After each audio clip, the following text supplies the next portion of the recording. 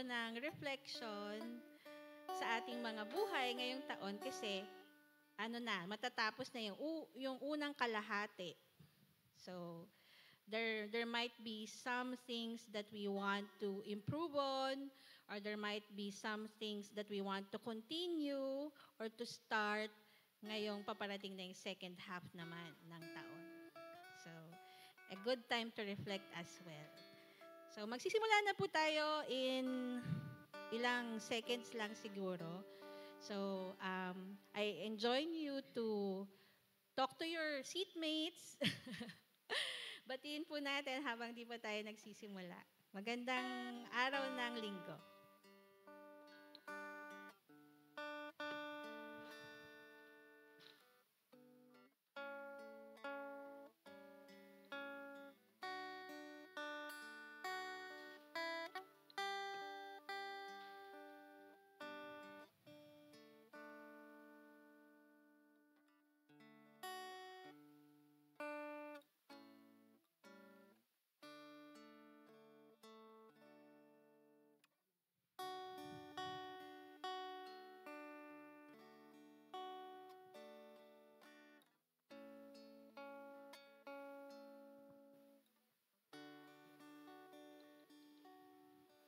Hello, She! Batiin natin si Cheryl. All the way from... Saan nga ba, She? Layo, diba? Morong Rizal.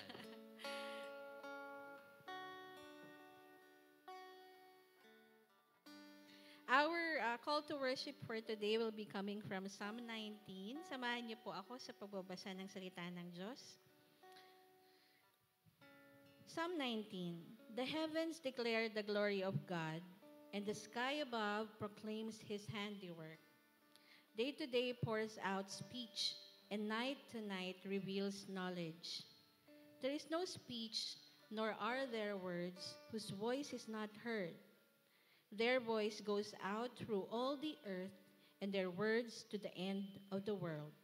In them He has set a tent for the sun, which comes out like a bridegroom leaving his chamber, and like a strong man runs its course with joy. Its rising is from the end of the heavens, and its circuit to the end of them, and there is nothing hidden from its heat. The law of the Lord is perfect, reviving the soul. The testimony of the Lord is sure, making wise the simple. The precepts of the Lord are right, rejoicing the heart. The commandment of the Lord is pure, enlightening the eyes. The fear of the Lord is clean, enduring forever. The rules of the Lord are true and righteous altogether. More to be desired are they than gold, even much fine gold, sweeter also than honey and drippings of the honeycomb. Moreover, by them is your servant warned. In keeping them, there is great reward. Who can discern his errors? Declare me innocent from hidden faults. Keep back your servant also from presumptuous sins. Let them not have dominion over me. Then I shall be blameless and innocent of great transgression. Let the words of my mouth and the meditation of my heart be acceptable in your sight, O Lord, my rock and my redeemer. Let us pray. Father, once again, thank you for this day and the week that passed, where we enjoyed all your blessings, the joy of our having relationships, unang-una na po with our families, with our neighbors, with our office mates, with the people around us, and with the brethren. Lord, you have blessed us with so much, and truly your word had been our guide and source of encouragement all throughout the week. It also gave us direction on what to do in tight situations and challenges that we have faced the whole week. Lord, may you continue to help us. May you continue to put in our hearts, Lord God, your word. Your word is life, and we derive wisdom from it, and we need it each and every single day. So, Lord, with us. May your word dwell in us always. And today, Lord, may you grant us peace so that we'll be able to fully enjoy this fellowship with you and with each other. Lord, thank you so much for this day, and we celebrate you. We celebrate your greatness in our lives. You are worthy of all praises. In Jesus' name we pray. Amen. Ngayon naman po, sa ating pananambahan, inimbitahan ko lahat na tumayo. Ating pong awitin ng mga himno na nagpapahayag ng ating pagka-dependent, yung ating pagdepende sa ating Panginoong Diyos, sa ating pastol.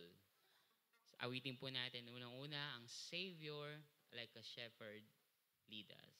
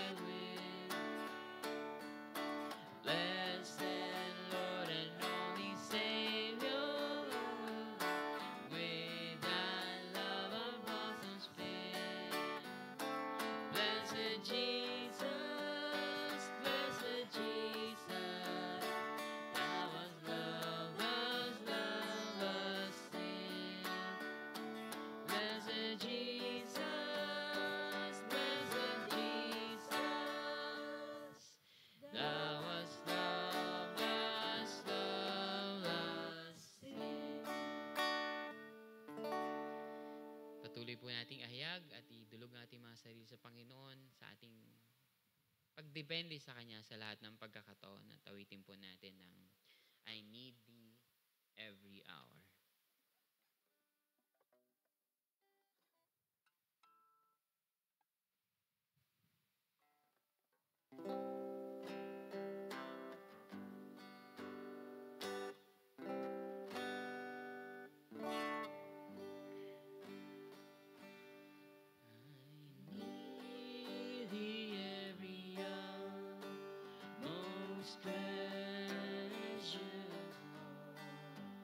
No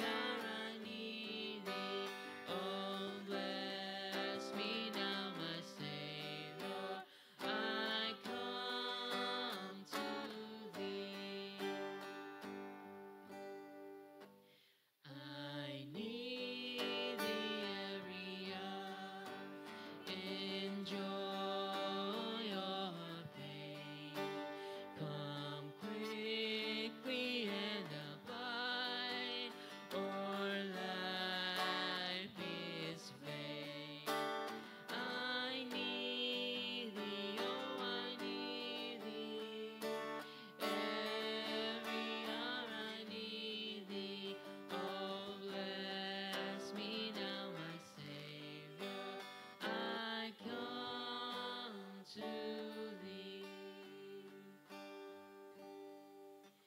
I need thee every hour, most holy one. Oh, quick be thine indeed, thou blessed Son. I need thee, oh, I need thee. Every hour I need thee. Oh, bless me now, my Savior. I come to thee. Pagkatapos nating ihayag ang ating pangangailangan sa Panginoon, alam din naman natin that His grace is sufficient for us and everything that we need, God shall provide. Kaya naman, with all confidence, atin ding ihayag ang ating pananampalataya sa Kanya, which in turn will make us a blessing to other people. Let us sing, Make Me a Blessing.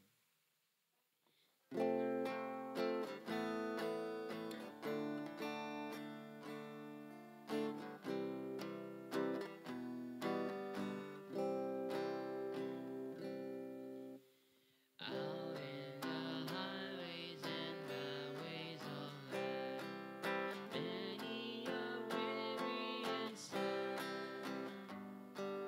Carry the sunshine where darkness is right, making the sorrowing glad.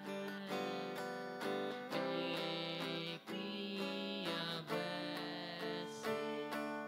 Make me a blessing out of my life. May Jesus shine. Make me a blessing, oh Savior, I pray. Make me a blessing to someone today.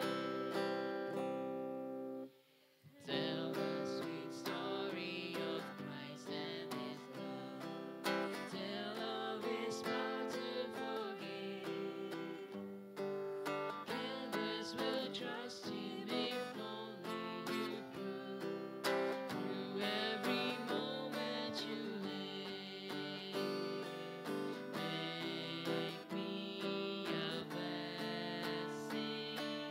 Make me a blessing out of my life. May Jesus shine. Make me a blessing, oh Savior, I pray. Make me a blessing to someone today. Give us what's given to you in your need. Love as the Master loved you. Aid to the helpless, a helper indeed. Unto your mission be true. Make me a blessing. Make me a blessing out of my life. May Jesus shine.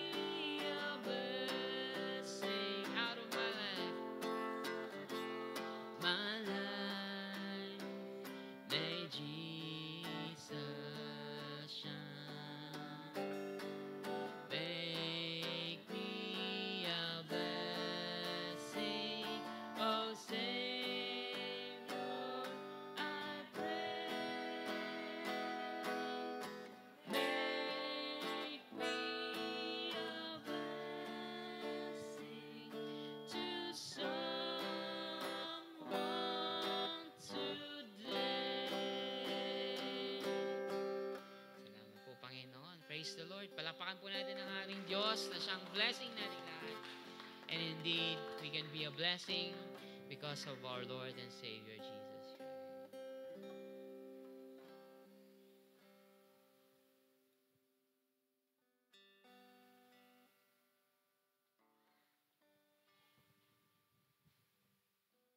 Patuloy po tayong sumamba sa ating Panginoon sa pamamagitan po ng ating panalangin. Sabay-sabay po tayong dumulog sa ating Panginoong Diyos. Ama namin Diyos na makapangyarihan sa lahat, kami po ay narito, dumudulog Panginoon sa inyong harapan, nagpapakumbaba Panginoon at nagsusumamo. Kami po, Panginoon, ay lubos na nagpupuri at sumasamba sa inyo. Dumudulog, Panginoon, dahil kailangan po namin, Panginoon, ng iyong kalakasan sa bawat isa po sa amin. Salamat po, Lord, sa buhay na pinagkaloob niyo po. Salamat po sa panibagong pag-asa na meron po kami. Salamat po, Panginoon, sa pagkakataon na magkaroon po kami ng bagong kaisipan, bagong pananaw, at pananampalataya, Lord, sa bawat minuto, segundo ng aming buhay. Salamat po sa bawat salita, Lord, na aming mapapakinggan.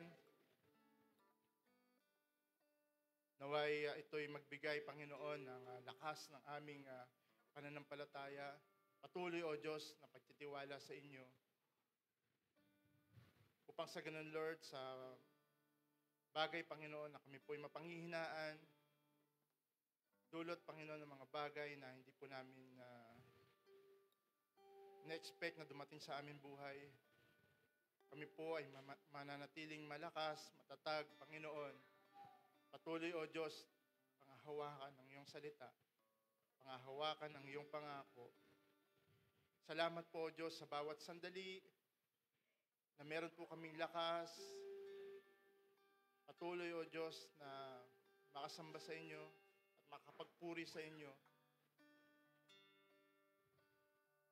At magmahal, Panginoon, ng aming mga kapwa. Maraming salamat, Panginoon.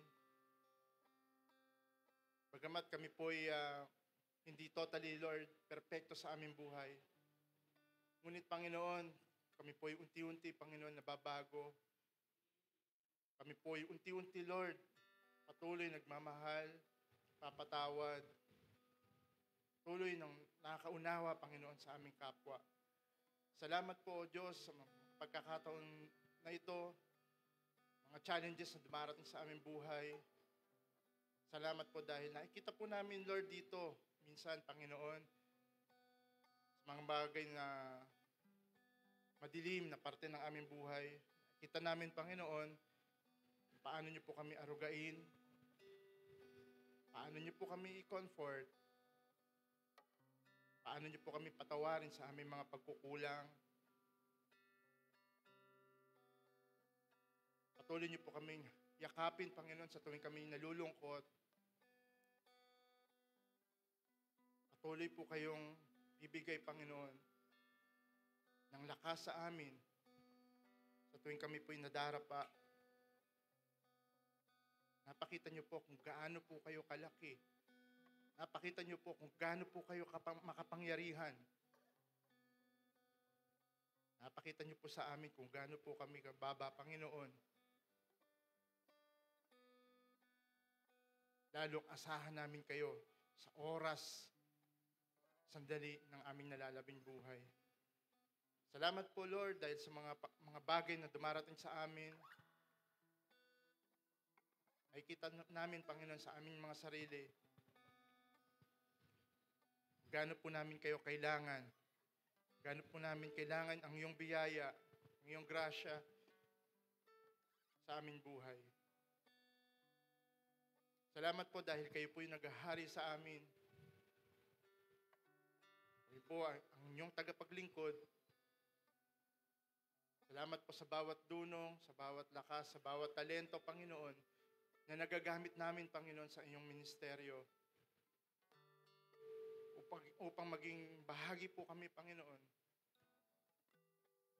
Paghahari, Lord, sa patuloy na pagpapalagana, Panginoon, ng iyong mabuting balita, upang maabot po namin, Lord, yung nais ninyong maabot, magamit po kami upang daluyan ang pagpapala ng bawat isa. Maraming salamat din, Lord, sa mga sandali at mga biyaya at blessing na pinagkaloob niyo po sa amin. Sa aming mga negosyo, sa aming mga hanap buhay, sa mga pagkakataon, Lord, kami po'y natutulungan at kami rin po'y nakakatulong. Maraming salamat po. Dahil ito po yung plano ninyo sa amin, na magamit po kami upang sa ganun, Lord, makita yung ilaw ninyo. Makita, Lord, kung gaano po kayo kamakapangyarihan sa pamamagitan, Panginoon, naming mga lingkod ninyo. Salamat po, O Diyos, sa bawat pamilya na pinagkakalooban niyo po ng lakas. Salamat din po sa bawat anak, Panginoon. Patuloy, O Diyos, na nagagamit ninyo. Yung ubasan, patuloy na magagamit pa, Lord, sa mga panahon na darating. Gamitin niyo po kaming mga magulang, Lord, upang maging daluyan papala sa aming mga sambahayan. Ganun din po, Panginoon, sa aming mga nakakasalamuhang tao. Gamitin niyo po kami, Lord, upang daluyan ang pagpapala na nagmumula sa inyo.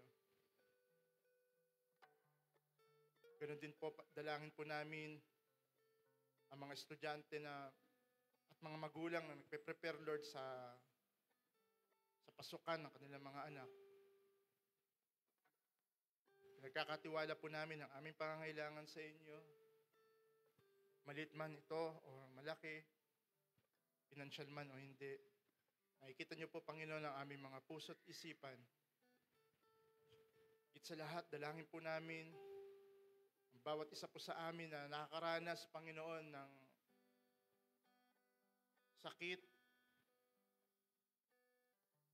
nakakaranas, Panginoon, mga karamdaman, maharap sa matinding pagsubok, Panginoon. Kami po'y nagtitiwala, O Diyos, na kayo po yung source ng aming lakas sa tuwing kami po'y napanghihinaan. Darating ang araw, Lord, na itong katawang ito ay papanaw, lilipas din. Ngunit, Panginoon, aming pagtitiwala, ano man ang mangyari, Lord, tulungan niyo po kami. Patuloy kami matatag.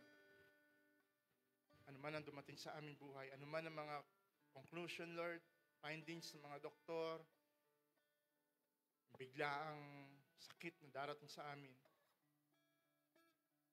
Tulungan niyo po kami pag darating na ito sa aming buhay o dumating na sa aming buhay. Ganun din po, Lord, dalangin namin ang aming iglesia. Patuloy, O Diyos, pangunahan niyo kami sa aming mga desisyon. Tingin niyo, Panginoon, yung aming mga panalangin, mga plano, Lord, para sa kalalago, Lord, aming iglesia. Lalo-lalo na, Panginoon, sa aming pastor, patuloy bibigay at naghahatid ng salita nagmumula sa inyo. Tulungan siya, Panginoon, pagpalain sa kanyang pamilya. Pag sa ganun, Lord, yung naglilingkod, patuloy na focus, Panginoon, kung ano nais ninyo sa amin. Patuloy maging daluyan, Lord, ng pagpapala ng bawat isa. Sa liderato, Panginoon, ng aming iglesia. Pangunahan niyo po, naway, ikaw ang makita, ikaw ang maitaas, Panginoon, sa bawat desisyon aming gagawin. Ganun din po, Panginoon, sa bawat isa po sa amin. Tulungan niyo po kami, patuloy na magampanan namin, aming gampanin, ibilang miyembro, Panginoon, ng BCFC. Bilang miyembro ng lokal na iglesia, Panginoon. Gamitin niyo po kami, Panginoon, upang patuloy, O Diyos, na umayot, lumago ang aming mga gawain.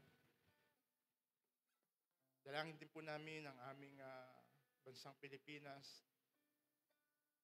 na patuloy na haharap, Lord, sa panibagong klima ng panahon. Darating ang mga sakit, darating ang kahirapan sa dulot ng tag-ulan. Pagkakatiwala po namin sa inyo ang mga bagay na ito dahil ito yung gawa ng nature o gawa rin ng aming pagkukulang bilang tao sa pabago-bago, Panginoon, ng klima. Magmula nang ito'y masimulan, Panginoon, maabuso. Tulungan niyo po kami na maibalik ito, Panginoon, na kami po'y nagtitiwala. Darating ang panahon na ito'y marirestore, Panginoon, ng mundong ito kung paano niyo ito ginagawa. Kaya po, Diyos, dalangin din po namin ang mga liderato ng bawat bansa. Pangunahan niyo po at patuloy na kapayapaan, pagmamahal ng Lord ang makita. Hindi po yung sariling kapakanan, Panginoon, ang siyang magawa, kundi para sa kapakanan ng bawat isa. Ganon din po sa aming bansa. Naupo, Panginoon, yung mga ibotong senador, mga leaders, Lord, sa bawat lugar, naway magamit ito, Panginoon.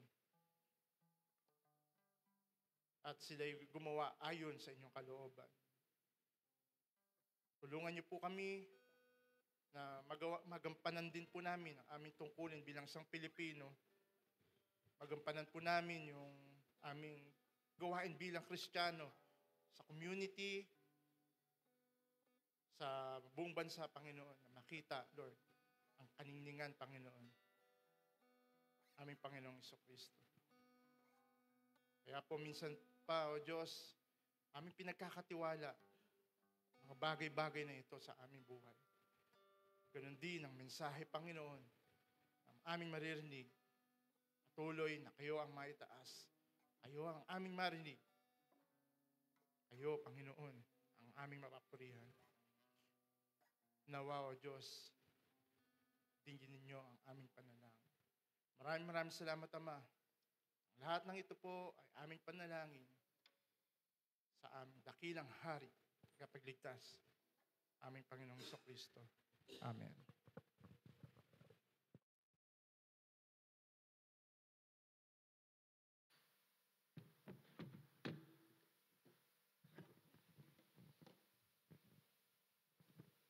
Magandang umaga po sa ating lahat. Isang bagong masaya at bagong buwan para sa ating lahat. Medyo nagpalit na ang ating panahon at sabi nga sa balita, narito na daw ang Kapaskuhan. Hindi. Agad-agad eh. Nandito na daw yung habagat season. Ano? Ang bilis. Parang isang nakaraan lang eh. Parang kakatapos lang ng amihan. Ano? Ngayon eh, mararamdaman pa natin ang mga mas maraming pagdilim ng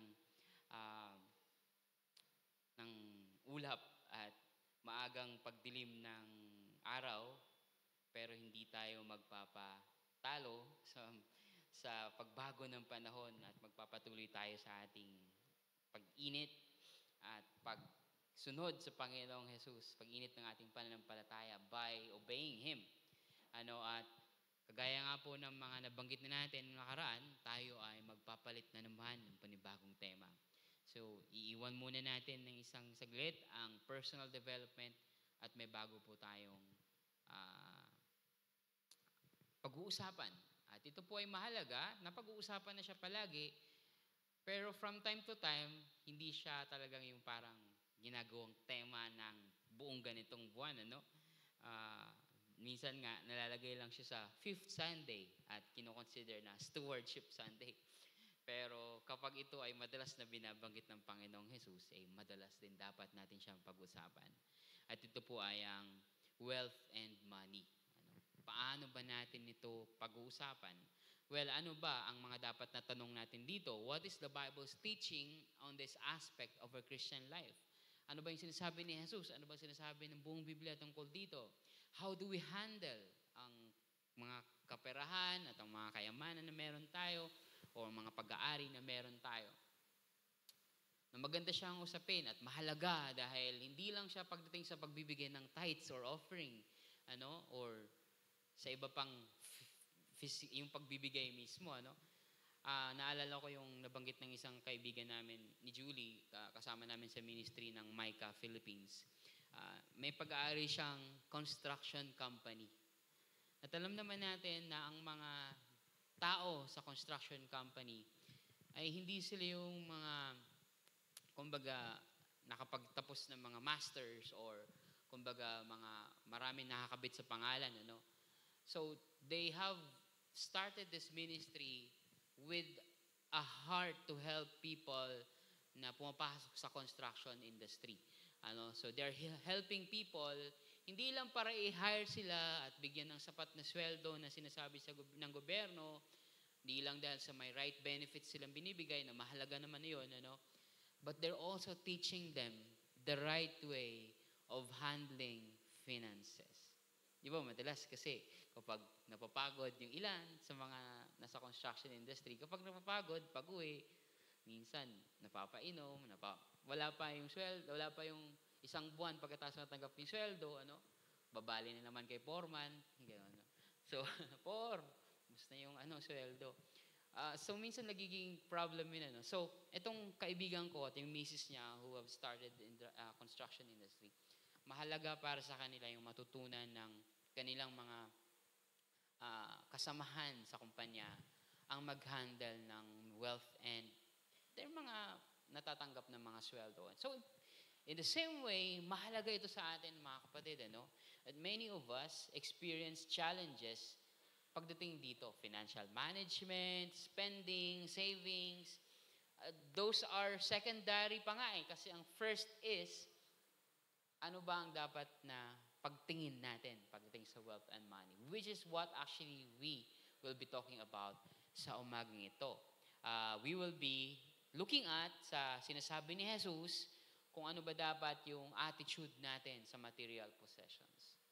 Now, I pray that the Lord will guide us kasi isang buwan natin ito pag-uusapan, isang buwan tayong mag-reflect, hindi lang sa sermon, about this important theme.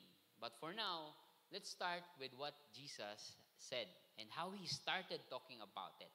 So, inyahan ko na po kayong tumayong muli at samahan ako sa pagbibigay galang sa ating pagpapahalaga sa banal na salita ng ating babasahin na siyang pagbabasehan ng ating mensahe sa umagang ito. We will look at Matthew chapter 6 verses 19 to 24. Matthew chapter 6 verses 19 to 24. Babasahin ko po mula sa New American Standard Bible at ito po ang pagkasulat ni Matthew sa sinabi ni Jesus. Verse 19. Do not store up for yourselves treasures on earth where moth and rust destroy and where thieves break in and steal. But store up for yourselves treasures in heaven where neither moth nor rust destroys and where thieves do not break in or steal. For where your treasure is, there your heart will be also. Verse 22, the eye is the lamp of the body. So then, if your eye is clear, your whole body will be full of light. But if your eye is bad, your whole body will be full of darkness. So if the light that is in you is darkness, how great is the darkness? And no one can serve two masters, for either he will hate the one and love the other, or he will be devoted to one and despise the other. You cannot serve God and wealth. Makakaupo na po tayo mga kapatid. Salamat sa Diyos sa kanyang salita. Na-preach ko na to for a couple of times, I guess. And the last time was in 2024. 3. And nabanggit ko one time na itong passage na to is mahalaga, pero at the same time, parang unang-una yung mga binabanggit is a bit unclear sa atin. Tapos pangalawa, lalo na yung pagdating sa eye, parang tumalon si Jesus. Parang random ba to na biglang may mata pagkatapos pag-usapan yung treasure. But actually, these are parables, parang mix of parables na pinagsama-sama ni Jesus to deliver a very important thing about kung paano natin tinitignan yung kaperahan, kayamanan dito sa mundo. So Jesus is actually teaching 3 parables dito to help us understand tayo bilang mga tagasunod ni Jesus kung paano natin tratratuhin, paano natin papangalagaan, paano natin gagastusin, o paano natin ito kumbaga titignan as whole yung mga material possessions natin. And kung last time hindi ganito yung aking structure, this time gusto kong daanan siya sa structure na binigay ni Jesus. Sa 3 parable na nagkukwento sa 3 bagay. Treasure, eye, or treasures, eyes, and masters. Mga kayamanan, mga mata, at mga amo. Treasures, eyes, and masters. Now, of course, you can easily identify, may kayamanan naman tayo ngayon.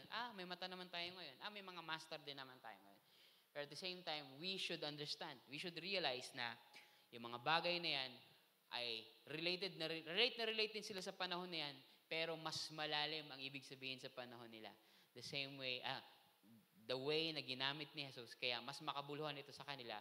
At isa rin sa maging goal natin ngayon is, alamin natin kung ano yung kabuluhan na yan sa panahon nila nung binanggit yung treasures, yung eyes, at yung masters para mas maunawaan natin at may apply natin ito. At masagot natin yung tanong, paano nga ba natin tatratuhin, papahalagahan, gagamitin ang kaperahan o mga material possessions natin dito sa mundo.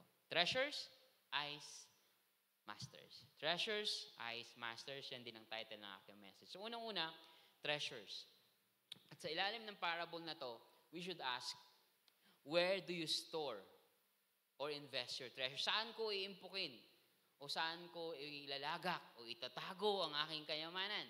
At yan ang sagot ng parable na ito. Sabi ni Jesus, do not store up for yourselves treasures on earth. Actually, yung do not is actually best translated as stop. Stop doing that.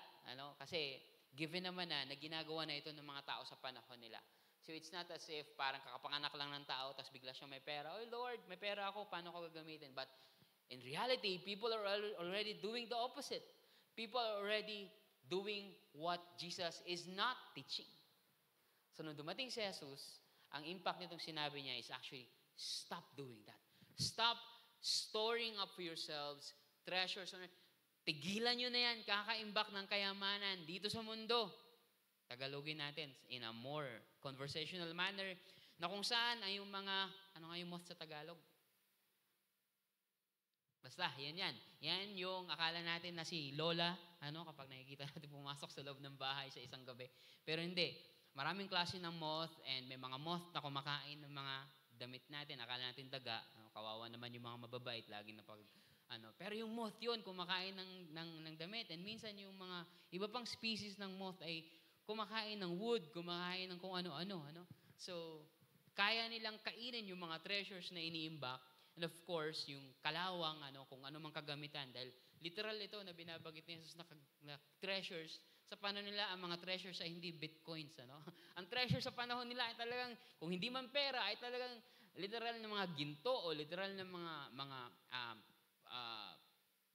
vessels or mga mamahalin na mga figurines or ano pa man na tinatago nila. And kung saan daw, sabi ni Jesus, kapag tinago mo sila, ay baka manakaw lang. The thieves might break in and steal. Ang kabaliktaran ang inuutos ni Jesus. Itago ninyo, iimbak ninyo ang inyong kayamanan sa langit. Na kung saan kahit moth o kahit rust, kahit yung kalawang, kahit yung mga magnanakaw, hindi ito mananakaw. For where your treasure is, there your heart will be also. Sabi nila, safe mag-invest sa Bitcoin kasi walang physical na pera.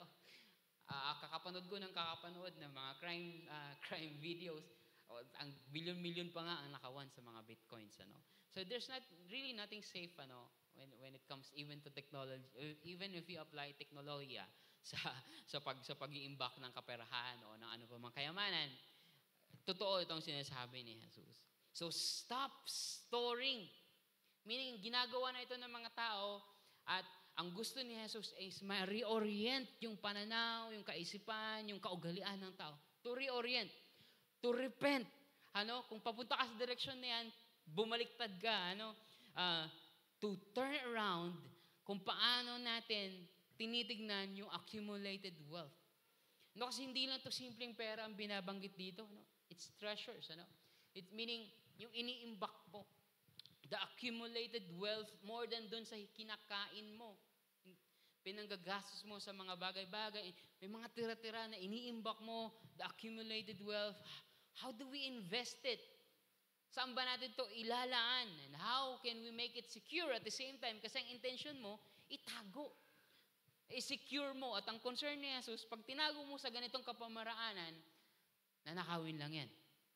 O mangangalawang lang yan, o kakainin lang yan. Hindi ng mga daga, kundi ng mga moths. So, hindi sinasabi ni Jesus yung, hindi pinagbabawal entirely ni Jesus yung magtabi ka. Pero ang tanong is, para saan at saan mo tinatabi? Ano? Sa panahon nila, wala pa mga bangko. Diba? So people back then, ini-store nila yung mga pera nila at yung mga sinasabi ko nga, mga vessels, mga jars, mga mahaling mga diamante o kung man, sa mga bahay lang din nila. Magtatago lang sila sa isang kanto or pag mayaman sila, may specific na corner sa bahay nila na babantayan ng mga slaves nila or probably there could be a safe place, for example sa Rome, ano, na kung saan iniimbak ng mga leaders, ng mga government leaders, ano, yung may isang lugar kung saan nilalagay yung mga kayaman, kaperaman. It's prone to deterioration, ano, and robbery. So, they're in good hands sa mga magnanakaw, hindi in good hands, no, with Metro Bank or sabi nga ng mga magnanakaw, we find ways to break in at mananakaw din nila yon. So, Jesus is actually teaching where to invest our wealth and our money and to make them secure. Hindi sa security bank, kundi sabi ni Jesus, in heaven. To store up for yourself treasures in heaven. Now, baka isipin natin na may gagawin tayo dito para ma-reciprocate dun sa langit na habang nag-iimbak tayo dito ay nagbibilang din dun sa langit. Hindi naman ganun. Kasi ito ay parable and take note, Jesus was teaching about the kingdom of God in this context and the kingdom of God na tinuturo niya ay narito na. Sabi pa nga niya sa mga tinuruan niya sa chapter 5 na you are, no, the city on a hill, no? Dinidescribe na niya kung paano dinidescribe ang kingdom sa mga tao na sumusunod sa kanya. This is not talking about some future things, ano? This is talking about what you actually do now that will have lasting impact, that will have security na hindi mananakaw, and meaning na hindi temporary, na kagaya na kung paano ginagastos ito ng mga tao na inutusan niya, mga kausap niya, and tayo rin sa mga panahon na to. Jesus is teaching us where to invest our wealth and money and make them secure in heaven's bank. Baka pwede natin sabihin, Kuya Kit, sa panahon na to, secured naman na yung mga bangko natin. And kumbaga, there are other ways to secure our money. Ano? So, hindi na yung mga hindi na pinapasok yun ng mga daga o ng mga moth. Ano? At wala namang kalawang kung Bitcoin yan, ano? Or kung ano pa mang kasing online na savings yan, ano? Or, at the same time, pwede mo rin sabihin na, Kuya Kit, ano ba ibig sabihin ng pag-store and treasures in heaven? Really? Ano ba talaga? Ano? So kung literally natin ang ginagawa, ang sinabi at hindi natin siya i-consider as parable, then magkakaproblema tayo in how we really answer that. But because this is a parable, firstly, nung sinabi ito ni Jesus na huwag niyo nang imbakin, huwag niyo nang ipunin, huwag niyo nang i-store ang inyong mga kayamanan sa mundo, because it is not secure, it doesn't mean na parang hindi mo siya kagastusin dito sa mundo. It's not what it actually means. O kaya, ang kabaliktaran is automatically, ibigay mo na lahat yan sa simbahan. Hindi necessarily ganun, ano? Pwede mong i-apply yan sa conviction mo, ano? Pero hindi necessarily din naman ganun. Hindi siya either or, hindi rin siya clear as black and white, and that's not actually the point of Jesus. First, it means that kapag iniipon mo nga bagay, iipon mo yung kaperahan mo, yung kayamanan mo para sa mga bagay na hindi naman concern, hindi naman mahalaga sa kaharian ng Diyos, then yung pag-iimbak mo na yan at yung kayamanan mo na yan mismo is actually temporary. Hindi necessarily literal na nakawin, hindi necessarily literal na aanahin, o hindi necessarily literal na kakalawangin, but temporary lang siya. Kasi eventually, mauubos lang siya para sa ibang bagay na hindi mahalaga para sa kaharian ng Diyos. And therefore, it will be less useful. Parang comparison ng 1 million na binili mo para sa maraming ice cream at 1 million na ginastos mo para sa edukasyon ng iyong mga anak. The same amount, but the other is more useful sa pagkakagastos. But at the same time, kapag alam mo kung anong mga mahalagang bagay sa kaharian ng Diyos at ginastos mo siya para doon, it becomes significant versus insignificant na paggastos ng mga bagay-bagay paglustay. Inubos mo lang sa suler o inubos mo lang sa ibang bagay na pwede mo pagkakagastusan naman sa mas mahalagang bagay. Then, yun ang sinasabi ni Jesus. You're actually storing up treasures on earth because sa mga bagay na hindi naman mahalaga para sa kaharian ng Diyos, nauubos lang, nananakaw lang ng layaw, nalulustay lang ng mga sugal sa pagkascatter, kung ano pa man yan, ano? At sa mga walang kabuluhang bagay. And secondly, because this is a parable, kung sinabi ni Jesus na mag-store up naman in treasures, ang kabaliktaran naman sa langit is not saying na kapag sinave mo nga yung pera mo at hindi mo ginastos sa mga hindi makabulang bagay, may tumutubo ding account sa langit. That's not what he is saying. Again, the kingdom of God is at hand. He is talking about the here and now. Of course, may implikasyon sa langit. Of course, may implikasyon in the future. But those are merely implications. What really Jesus is trying to say is what you need to do with what you have right now and what you intend to do right now with what you have right now. So, because this is a parable, ang gustong sabihin ni Jesus, gawin mo ang iyong kayamanan at ang iyong mga kaperahan na maging kagamit-gamit siya para sa mga bagay na mahalaga para sa kaharian ng Diyos. Again, wag muna tayo mag-conclude na, okay, sinasabi nga ni Kuya Kit, magbigay nga sa simbahan, magbigay nga sa simbahan. That's part of it. The kingdom of God is not just the church, ano? Pag binasa natin tong buong context na to, ng Matthew chapter 6, chapter 7, even if you go to the whole gospel of Matthew, at Matthew, Mark, Luke, John, you will realize that the kingdom of God is spreading, and investing in the kingdom of God is not just in one way, and in many ways. Ano? So, it means to make it useful for the kingdom of God. Kung paano mo man siya gamitin, at kung paano mo man siya itatabi. Kasi baka sabihin naman ng mga tao, so ibig sabihin, hindi na ako pwede mag-ipon? Hindi na ako pwede mag-save? Well, ano ba intention mo na pagsisave? If your intention is to save for your family's health needs in the future, for your children's educational plans, for yung mga mabubuting bagay na mahalaga at pinapahalagahan din naman sa kaharian ng Diyos, there's nothing wrong with that. It does not go against the motions, the notions, and the intentions of the kingdom of God. What Jesus is saying is that invest mo yan, maging kagamit-gamit, o gamitin mo man yan na mas makabuluhan, do it according to the teachings of Jesus. When you give it away, according to the teachings of Jesus. When you use it for yourself, according to the teachings of Jesus. When you use it for your loved ones, according to the teachings of Jesus. Because the teachings of Jesus is all about our lives. Hindi lang sa isang klaseng aspeto ng buhay. So mga kapatid, where do you store and invest your treasure? Saan ba natin siya itinatago? No. What are the changes we must change? What are the changes we must do from storing treasures dito sa mundo to storing up treasures sa langit. Ano mga reorientation na gagawin natin? Ano, it could be, you could be reflecting on yung laman ng wallet mo ngayon, kung paano mo siya gagastusin in the coming days, laman ng ATM mo ngayon, in the coming months, o laman ng bangko, talaga yung total mong ipon, how else would you spend it or invest it or save it for important, godly, kingdom of God things, kung paano mo siya pag-iipunan.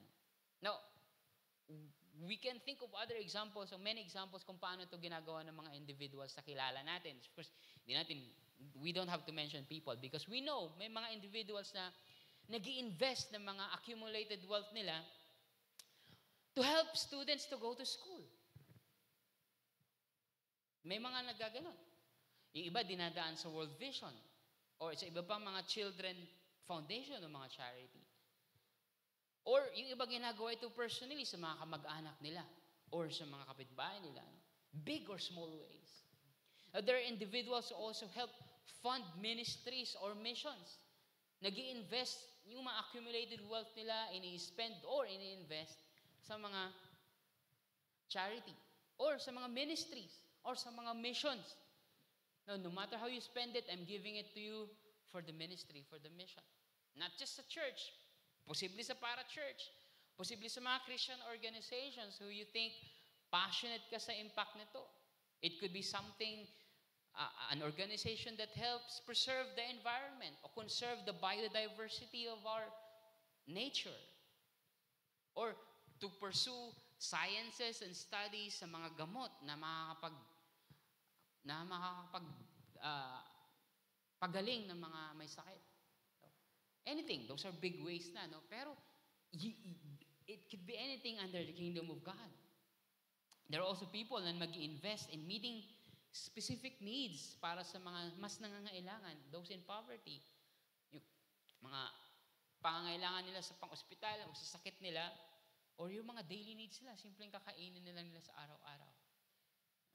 Your accumulated wealth, if invested in those things, those are just examples, you're actually storing up treasures in heaven.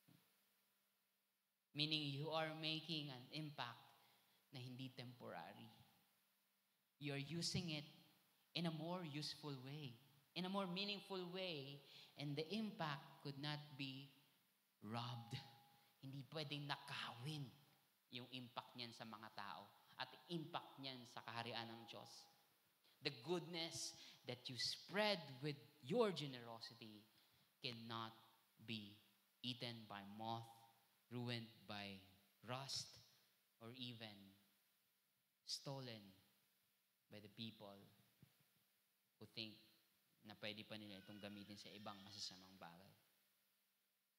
Kaya sabi naman ni Jesus, where your treasure is, there your heart will be also.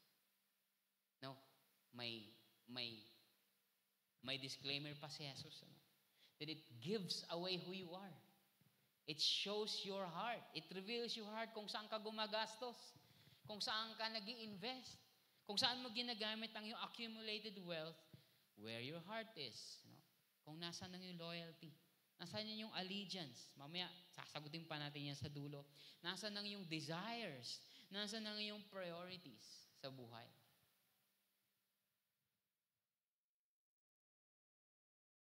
Of course, nasa sa inyo na yan yung mga simple entertainments that you need in life to ease yung mga burdens din sa buhay. Things that can help you stabilize your emotions or your mental health. Those are also important. Hindi naman tayo mga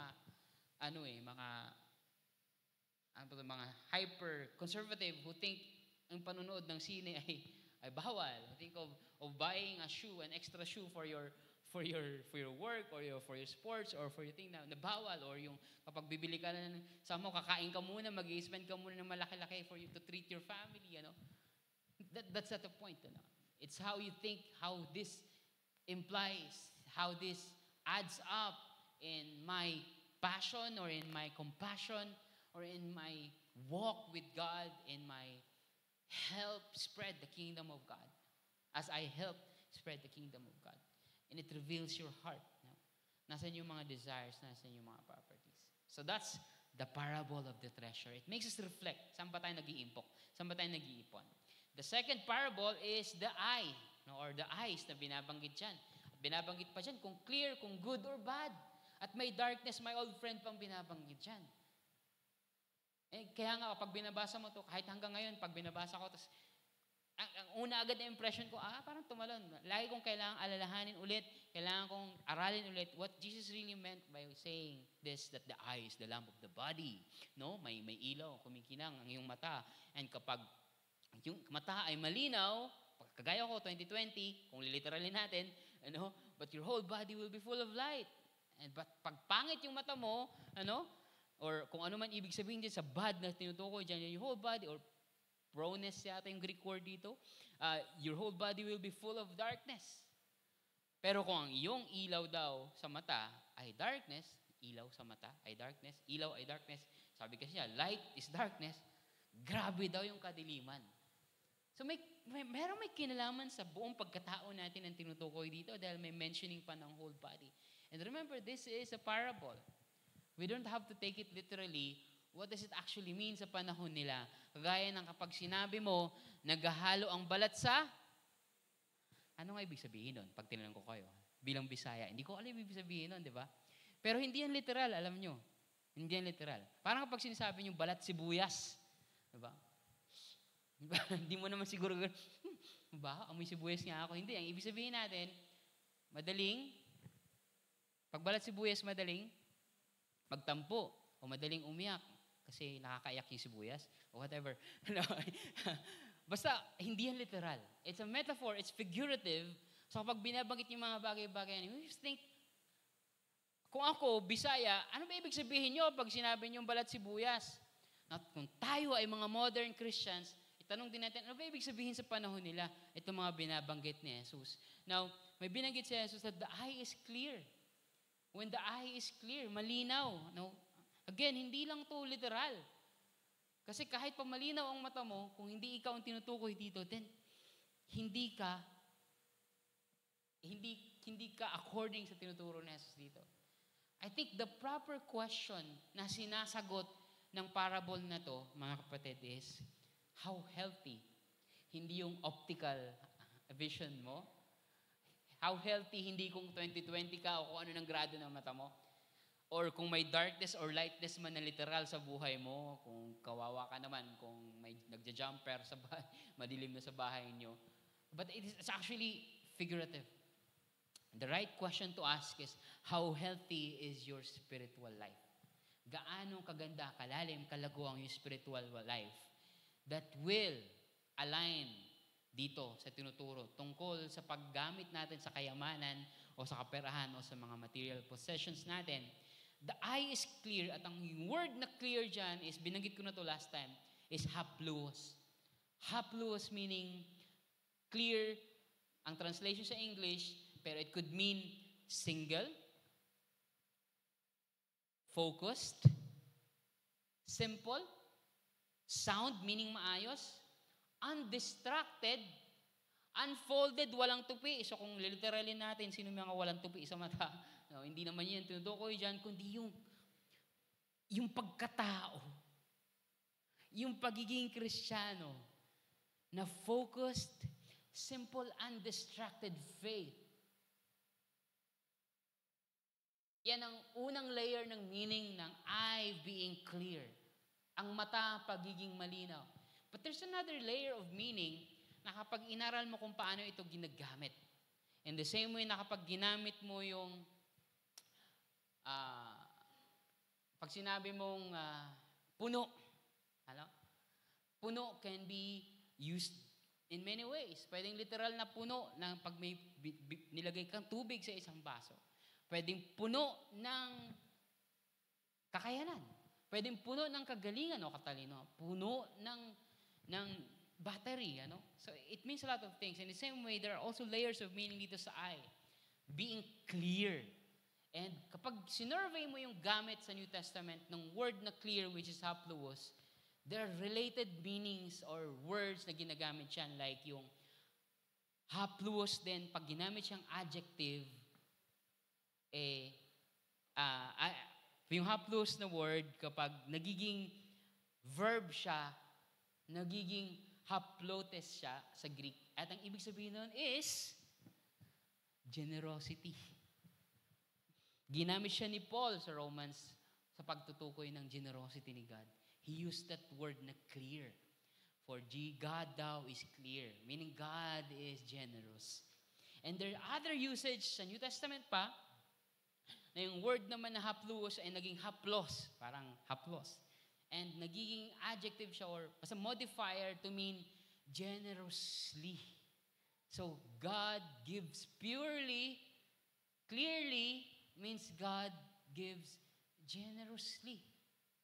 And sa totoo lang pwede mo siyang pagtagpiin, ano? Kasi kapag meron kang pinag-ipunang bagay para ibigay sa isang tao, generous ka, di ba? Pero kapag hindi clear ang mind mo, pag maraming distraction, yung inipon mong 1,000 para ibigay mo na sana sa anak mo, nagiging 500 na lang. Kasi na-distract ka, uy, ang sarap nun. Na-distract ka, uy, ang ganda nun. Na-distract, uy, parang deserve ko to. Nabawasan na. So kapag distracted ka, pag hindi single-focused, hindi clear. Gets nyo ba yung connection? So, pwede nating daanan yung dalawang layer na sa totoo lang, iisa lang sila ng essence. Yung dalawang layer na yun is actually, it is important to have a clear understanding of our priorities in life. Tama? Kapag clear ka sa gusto mong mangyari, gusto kong mag-start ng business na to, then you become focused. Gusto kong maging mas kapakipakinabang sa kaharian ng Diyos, then clear ka. At ang clear intentions mo is yung talents ko, yung skills ko, maging kagamit-gamit para sa kaharian ng Diyos. Then focus ka dun. Then it will include how you handle your material possessions, your money in accordance to that priority. Di ba? Kung clear ang vision mo, magiging malinaw din yung pag-manage mo sa kaperahan mo. And secondly, if your priority in life is to seek first the kingdom of God and His righteousness, kagaya ng kasunod na sasabihin ni Jesus, another passage after, kasi ito, verses 19 to 24, pag binasa mo pa na tuloy-tuloy, may sinasabi si Jesus doon about kung paano ka dapat aasa sa Kanya pagdating sa mga pangailangan mo. Do not be anxious in life, sasabihin niya. And then, isa-summarize niya yun. I-conclude niya yun by saying, but seek ye first the kingdom of God. Or seek first the kingdom of God and His righteousness. Kasi yan ang tinutukoy ni Jesus dyan. To seek first the kingdom of God. Then, ang ibig sabihin yan, kapag clear ang focus mo, if you have clear eyes, clear vision for the kingdom of God, it will be inevitable. You will be generous. Magiging mapagbigay ka. Magiging, tawag namin yan sa Bisaya, pahunod mapahunod ka. Meaning you step aside for the needs of other people. You give way para sa kabutihan ng iba kung ang iyong pangailangan ay hindi naman talaga pangailangang totoo. You sacrifice a little or big for the benefit of other people. You live a generous life. So mapag-iisa mo siya because Jesus is actually teaching na kapag meron kang healthy spiritual life, lumalago ka sa pagsunod kay Jesus, you have a clear eye, figuratively, then sa kaharian ng Diyos, you have a focus to become more obedient kay Jesus. At yung pagiging obedient kay Jesus sa kaharian niya will be characterized, magkakaroon ka ng ugali o katangian na focus ka sa kaharian ng Diyos, focus ka sa mga turo ni Jesus, will also lead to being generous. Hindi pa rin, yes, Lord, mahalaga na ikaw ang aking hari. Yes, Lord, sige, susundin ko na ipalaganap ang kaharian ng Diyos. Pero no, Lord, akin to. Lord, wag to Ibang bagay na lang pagdating sa kaharian ng Diyos. Wag to. But if you have a healthy spiritual life, obedient to Jesus, seek first the kingdom of God, Again, yung kingdom of God is not just the church, ha? It's how God rules over anything and everything. It could be in your work. It could be in your family. The kingdom of God is present when you obey the king in your family, in your work, in your school. And how you handle your baon, your sweldo, your budget, and how you say yes to the king, and how you spend it for the kingdom of God in your family, in your school, in your career, in your savings, in your business. And that is what Jesus means. To be focused ay ang pagtrato sa lahat ng bagay ng pag-aari natin are expendables for the work of God. And it means to be, hindi ka magiging distracted sa iba't ibang mga temptations kapag focused ka na. Ano? You are focused. No, kagaya ng sinabi ko kanina, isa may pinag-iipunan, pero ang dami-daming uso, ang dami-daming passion, ang dami-daming temptation na gusto mong sumikat, gusto mong pumogi, o mas maging likable ka pa ng mga tao, mas gusto mong maging wealthy, then those good things could be distractions sa priorities mo sa buhay. And therefore, the more that you have those things, entertain those things in life, the more na nagiging unclear ang vision mo. The more na lumalabo, lumalabo, meaning you become less faithful and you become less generous to other people. So being single-focused is also being generous. If the eye is clear, mas clear din ang pagdaloy ng yung biyaya ng Panginoon papunta sa iyo at papunta sa ibang tao. It will also reveal your spiritual life. Kanina, nire-reveal yung heart mo. Dito, nire-reveal yung pagkatao mo bilang Kristiyano. Kasi sabi doon, kung clear ang eye, then there will be light in your body.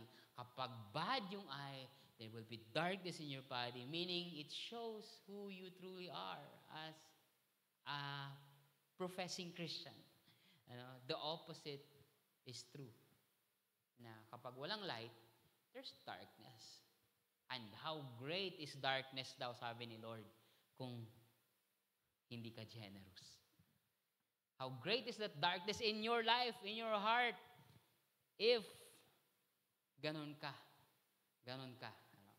If kapag may pangailangan, at meron ka namang kakayanan, but you just close your heart to people, then that is the darkness that God is talking about. The third parable is the master. Who is your ultimate master? That's the question. Sino ba yung boss mo? Who is your ultimate owner? Kasi, isipin natin yung master, like yung master sa kung fu arts or masters. Ngayon, lahat na lang tinatawag ng master pag mas magaling gumawa ng kape. Oh, master, paturo naman. Magaling photography. Oh, master, paturo naman. Baka masyado nating ma-down pa yung word ng master, kasi pag binabanggit ng master sa panahon nila, he owns you. Kasi it's the master and slave relationship. Alipin ka. Hindi ka sweldado, hindi ka contractual, you are not hired, you are not occasional. Your master owns you. In fact, kapag may master ka, kahit yung asawa mo, hindi mo pag-aari. Sa Greco-Roman culture. Kaya nga problematic yung pagdating ng authority, especially challenging yung sinasabi sa Ephesians na wives, submit to your husband. Kasi kapag ang wife ay slave ng isang master, her first priority to submit is to her master, not to her husband. Challenge yung utos na yun ni Paul. And in the same way, sa ganong mga you get the point. The master and slave principle ang nag-a-apply dito. So sabi ni Jesus, walang pwede mag-serve ng dalawang master. Yung isa lang ang bumili sa'yo at isa lang ang nagmamay-ari sa'yo. Siya lang. Para sa kanya lang lahat ang gagawin mo. Hindi pwedeng mamangka sa dalawang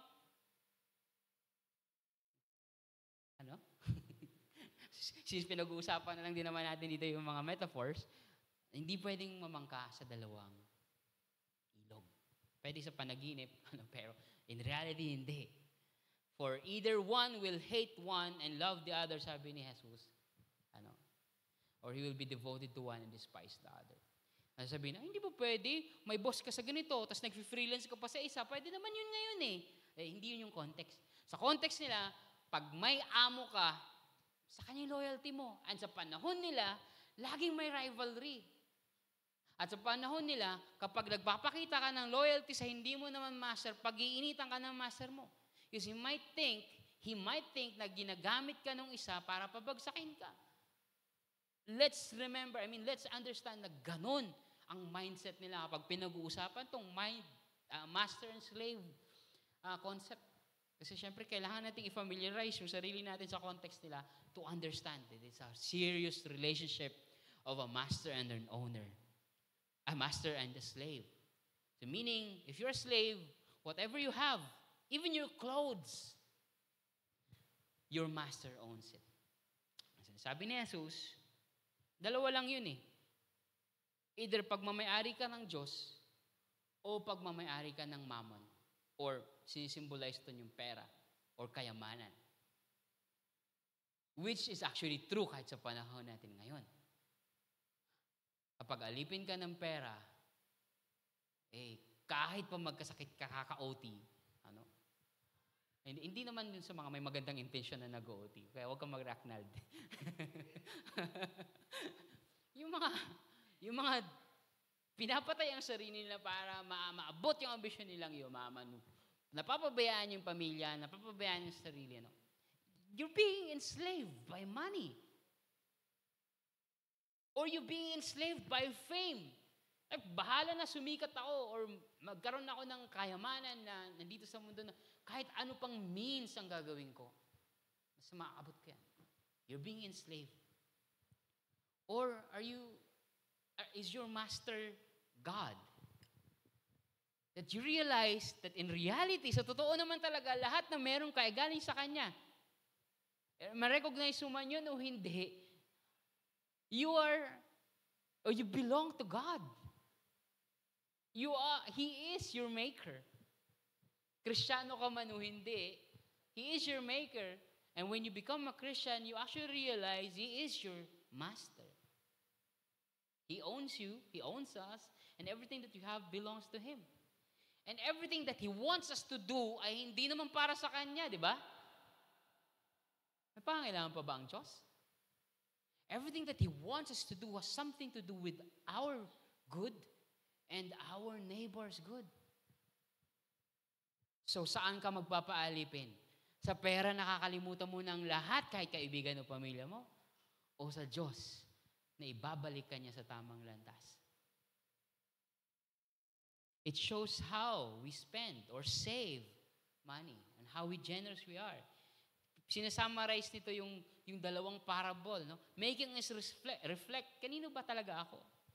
Is it for the money or any other material possessions? Or for God? Kapag para ka sa Diyos, kapag ang Diyos ang nagmamayari sa'yo, lahat ng kakayanan, kagamitan, kaperahan, kayamanan, ay nagiging instrumento para sa kabutihan mo at kabutihan ng kapwa mo. Pero kapag hindi si God ang master mo, lahat ng kakayanan mo, kaperahan mo, kayamanan mo, kagalingan mo, kasikatan mo, hindi na siya instrumento. Sila na ang nagmamayari sa'yo.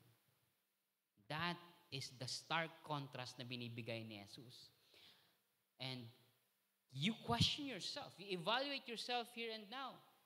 Kapag nasan ka sa dalawang yun, para pag binasa mo hanggang verse 33, you will know how to answer ang sinabi ni Jesus, to seek first the kingdom of God and His righteousness. And all these things will be added unto you. Pag tinanong mo yung ibang tao, mga kapatid, when you ask your neighbor or your husband or wife or your friends, sa tingin mo, sa lahat ng pag-aari ko, sa kung paano ko gastusin yung pera ko, sa tingin mo, sino yung master ko? Let others answer that. Only if we can lang naman. How would they answer? Kung tayo din mismo, if we evaluate ourselves, sa lahat ng meron ka, sa lahat ng pinag-iipunan mo o lahat ng ina-ambition mo with your money and with your possessions, honestly, ikaw sumagot, who do you think you are serving? Who do you think your master is? Tayo lang makakasagot din. Tayo lang din makakasagot din. And of course, si God. And I pray that God will convict us, will teach us how we treat our money and our possessions in this life for the kingdom of God. And the kingdom of God is for our benefit and for our neighbors. Hindi para sa Diyos. Hindi para sa Diyos. Walang pangangailangan ng Diyos sa atin. Kahit nga ang meron tayo ay Kanya rin naman.